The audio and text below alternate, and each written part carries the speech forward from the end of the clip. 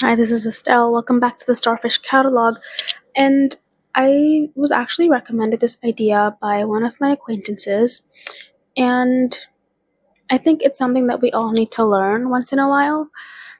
And that, we all want to be that person that is a safe space for everybody. That even if not for everybody, just for people that we really want to stay with us. And, how do you build trust without overstepping or without making the person feel like you're manipulating them or doing it to have a sort of benefit, I suppose? How do you do that, right? So this video is about how you manage all of that while still keeping your own boundaries. Right. So first things first, safe does not mean perfect. Safe does not mean perfect. It just means predictable. Like a lot of people, in order to, you know, gain trust, you have to show them that they can depend the person that they're giving their energy to. Like you have to show them that you are a reliable person and that you have to be this sort of constant anchor throughout. Like instead of getting sucked up in the chaos and getting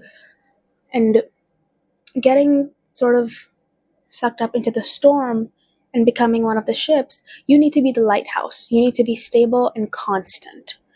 Okay, that is very, very valuable and sort of one of the pillars, because if they don't know which version of you they're going to encounter, then it's really hard for somebody to trust you, especially if they've had like trust issues in the past or they have some sort of like not so good history with trusting people. Second thing second, you have to regulate yourself before you reach for them. You have to like calm yourself down. You have to keep your thoughts in one place before you approach them. And I'm not saying that you have to continuously treat them like they're made of ceramic, like they're made of porcelain, and that they will break at any single point in time, but just be gentle, okay? Like, you have to be the sort of person that doesn't carry any energy saying that, oh, I am not available for you right now, straight up, okay? Like, you don't have to be somebody that offers calm, like offers a moment of serenity. You have to be calm. You have to embody the entire energy and say, yes, I am a calm person and I can work myself through this. Because if you start matching the chaos, then that kind of negates the entire point of being a valuable, constant sort of pillar throughout. And you kind of have to really practice self-awareness and regulation, like self-regulation, especially with like your emotions. If you're somebody that is prone to just like bottling their emotions and you know combusting at some point in time, you really have to work on that, like genuinely. If you want to be safe for others, you have to be safe for yourself first. Third things third, you have to ask. Okay, more than you assume, you have to ask. And I know this is going to hit a bit of a spot for some people because they're just shy, they're afraid of asking. Like, they will just assume. That is the worst thing you can do. Do not assume. Do not. Please. Just ask. If you're not sure of what to do, if you're not sure of how to act in a situation, ask. If they're crying or if they're in a headspace that is not good, ask. Like, if they're crying, okay, suppose if I'm like really upset, right, I would like need somebody to ask me, hey, do you need a moment? Do you need me to sit with you in silence? Do you need a distraction? Or do you need to just cry and vent? Because I'm here for all of them. Just show them that you're going to be there for them no matter what their reaction slash respond is. Just show them that you will be there regardless. Okay? Like, do you need someone to just listen? Do you need advice or do you want somebody to listen? Because they're different things, okay? Giving advice is not the same as listening. They're different things. Fourth, do not make them feel vulnerable as a currency.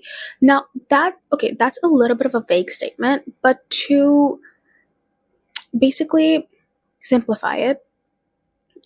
Don't be there for them only when they're so desperate that they're begging. No, you have to be there for them throughout.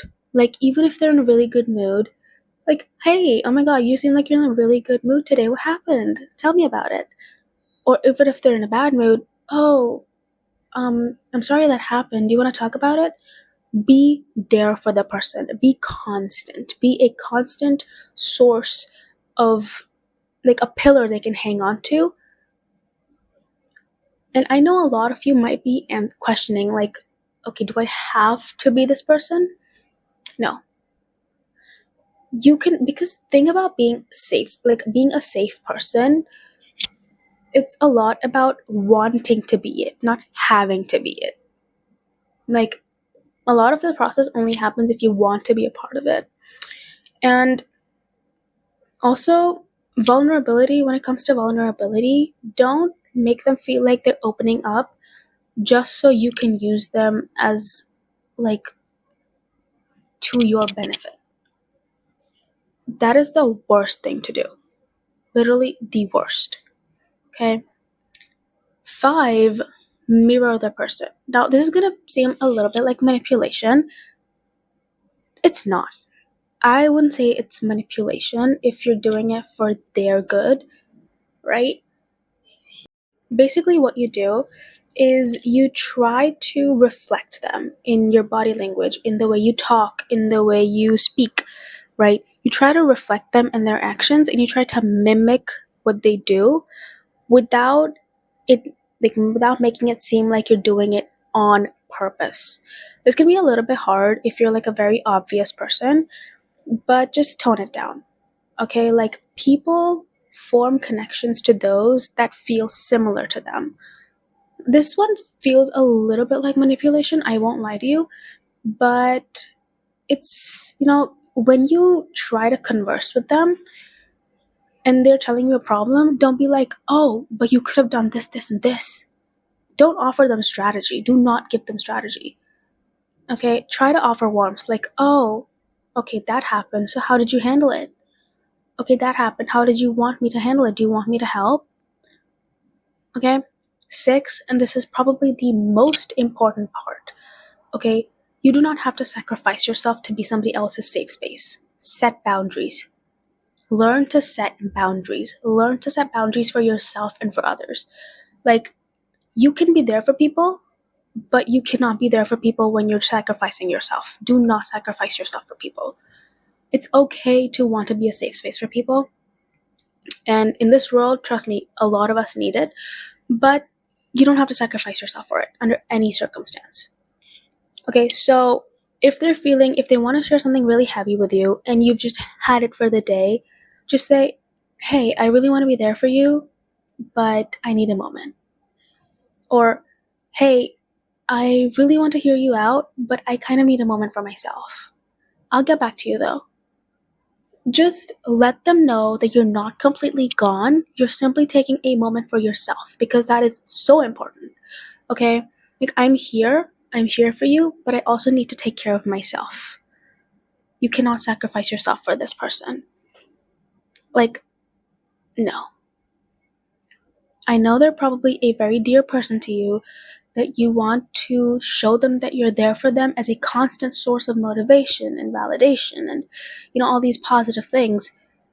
But you also have to take care of yourself, of your own health, mental, physical, emotional. You cannot be sacrificing your energy for a person, no matter how dear they are to you. Like, that is just basic. Like, this person should know that they can absolutely fall apart. Like, they don't have to pretend in front of you. They can fall apart literally without shame, without fear, without needing to feel like they need to earn something from you, and you will still be there. Like, you have to be very, very clear about the fact that you will be there. Not at the expense of your own health. By health, I mean like your mental health, your emotional health. Not at the expense, but you will be there step by step. And yeah, those are basically my pointers on how to be a safe person for yourself, for others, And this was an on request video.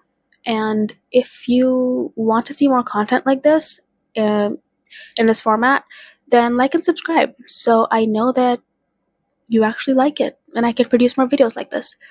So, welcome to the Starfish catalog, and I hope you enjoyed it.